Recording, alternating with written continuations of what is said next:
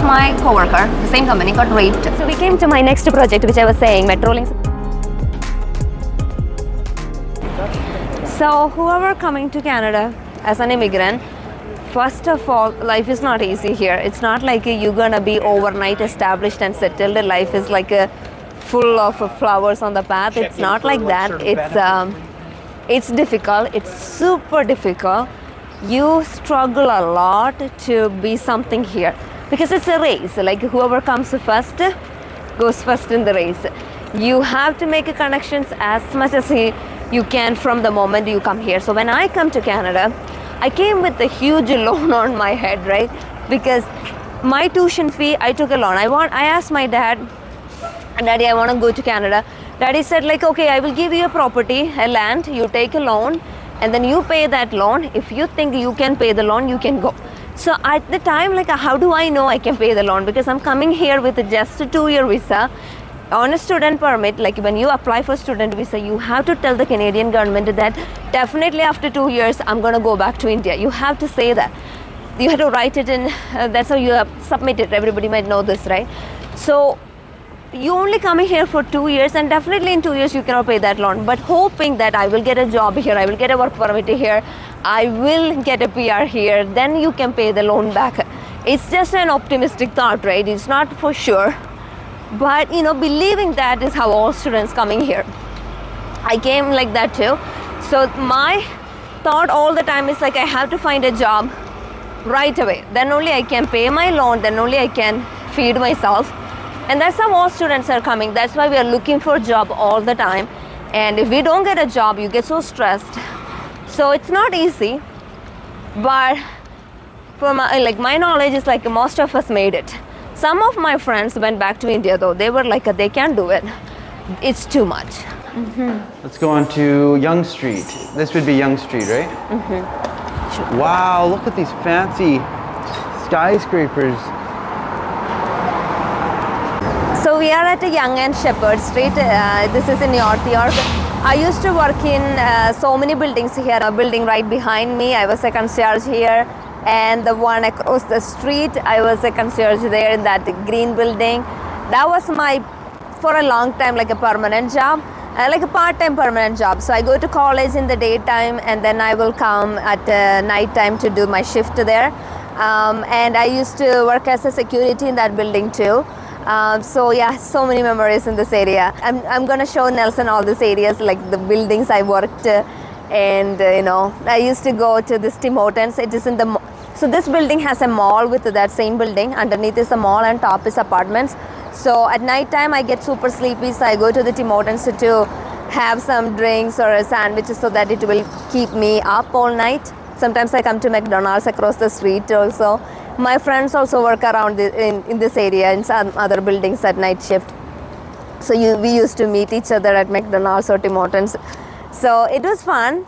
I'm just gonna go through the memories with him. I'm gonna show all these places to him.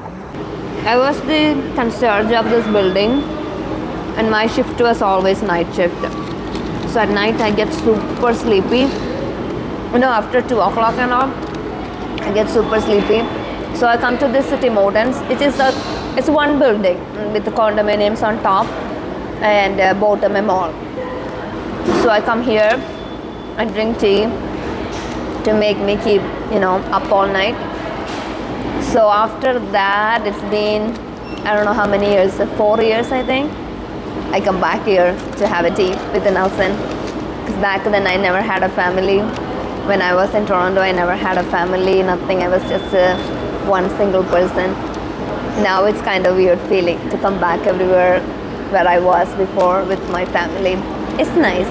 I'm so happy that I am in a place where I can enjoy my life, because the first 2-3 years in Toronto, we were just go. We don't even have time to eat. We were like working crazy. Now I can just relax and enjoy Toronto, because I never really able to enjoy Toronto. I was just working in Toronto. It's a nice feeling, because it's my favorite city. It's my favorite place on earth actually to live. So I'm so happy that I'm here. So while I was working here, it's actually a rich part of the city. It's North York, Yonge and Shepherd. So only super rich people live here, especially in these buildings.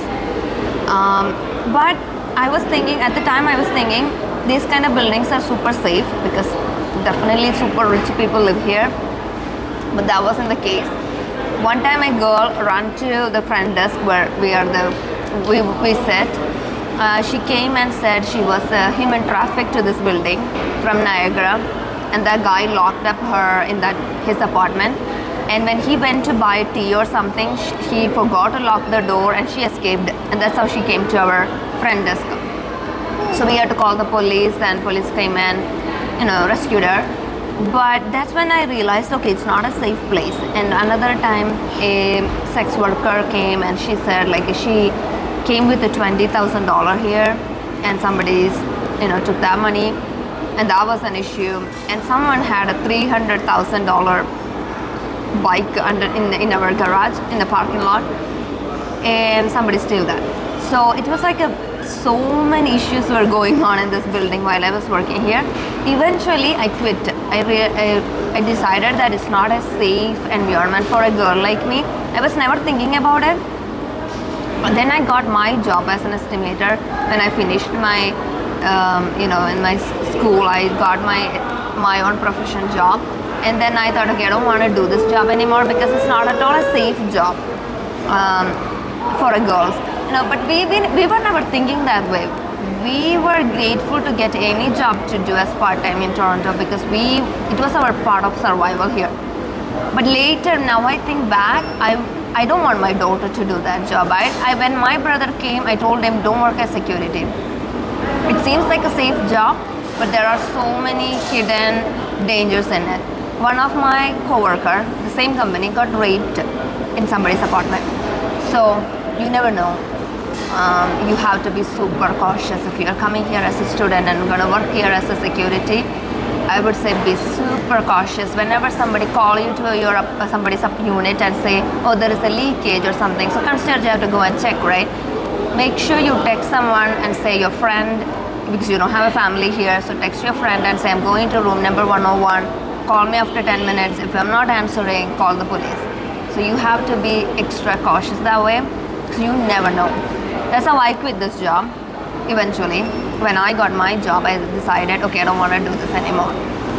But other than that, it's very easy job, because when you're a student, I used to come here and work and do all my projects during my shift, on my break. All my classmates worked as, like, not all, most of them worked here as securities in surrounding buildings, concierge and security. So we all sometimes meet, we call each other, we study together, working as security or concierge here. So that was fun, but it's dangerous too.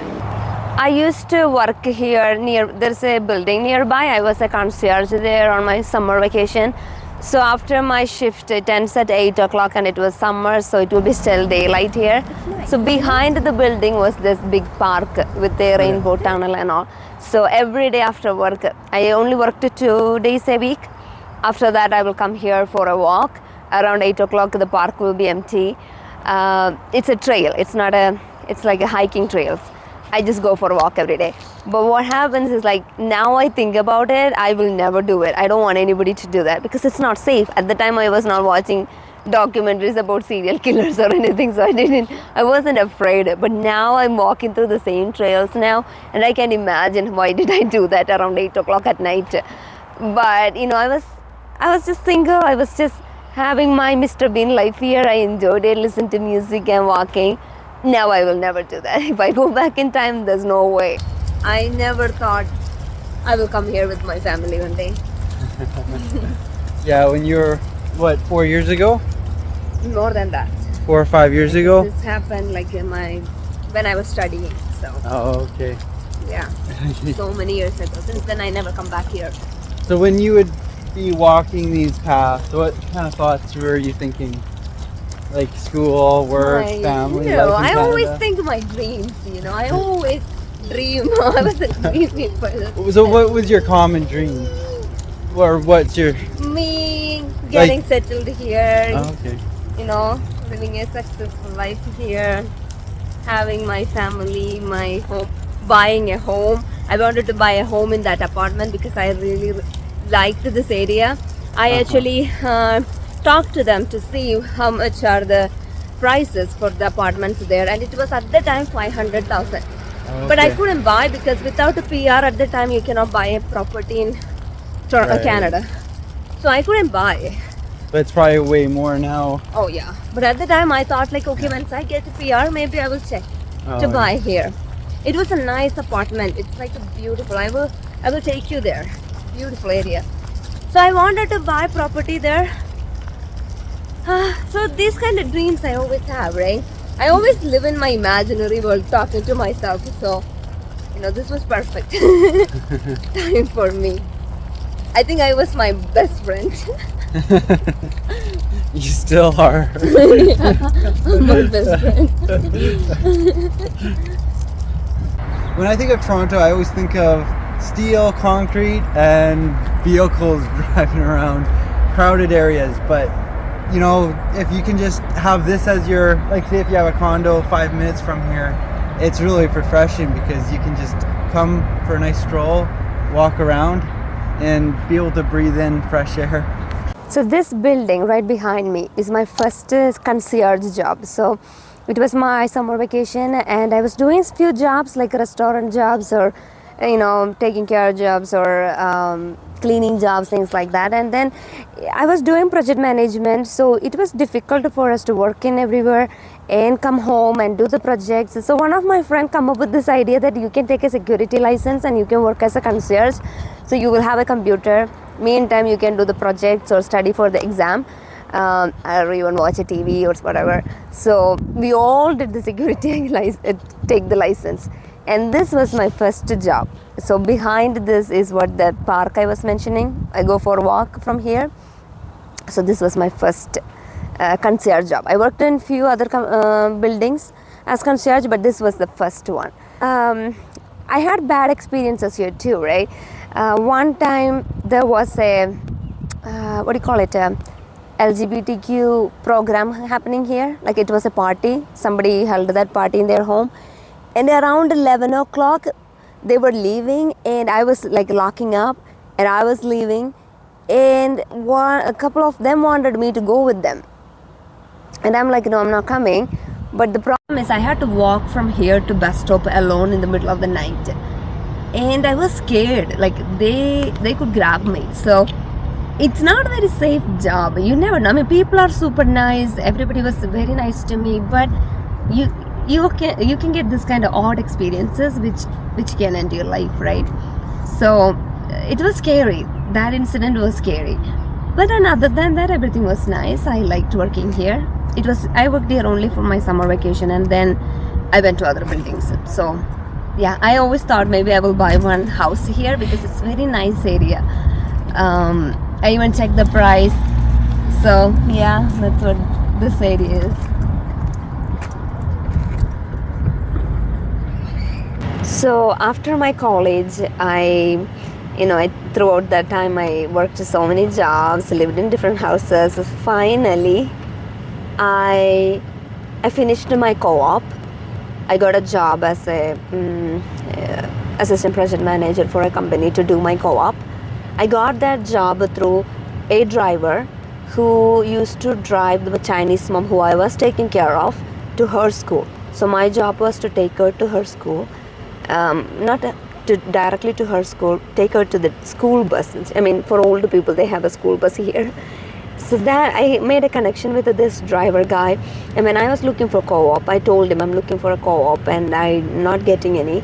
So he had a nephew who knew he was the service on daddy or somebody's head.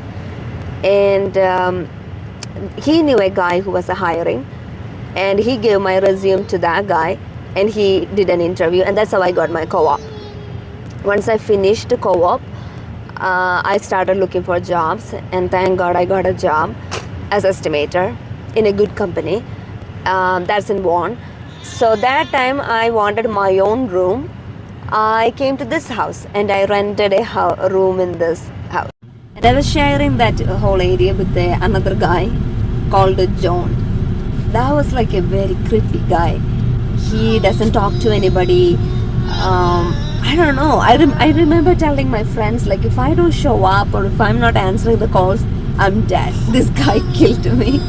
It's funny that he was never bad to me, but I was suspicious of him because he was so gloomy type guy. So I can still see his car parked in front of this house, so that means he still lives here. So anyway, that was this I house. moved out of there quickly because anyway my job wasn't close. I had to travel like I think 2 hours from here in subway and bus. So I thought I will live a little closer to my work, the new job I got, which is in my profession. So I moved there. I lived in couple houses there too before I went to BC. So anyway, that is how it was. My work was like all across Toronto, so I know each and every area of Toronto. And when I started working for Downsview as an estimator, what I did was working for metros, metro links and universities, and also that also helped me to see not only just Toronto but the whole GTA, because my company was working everywhere in GTA. And as an estimator, I had to go there and do the estimations and attend the meeting. So after finishing my studies, I got work permit to work in a company, our full-time job. So I got a job in Downsview Group as estimator. It is not easy to get a job for first comers. Like in Canada, the thing is that they will always ask you your Canadian experience. So I knew that, and because of that, when I was already a student, what I did is I worked for a guy for free.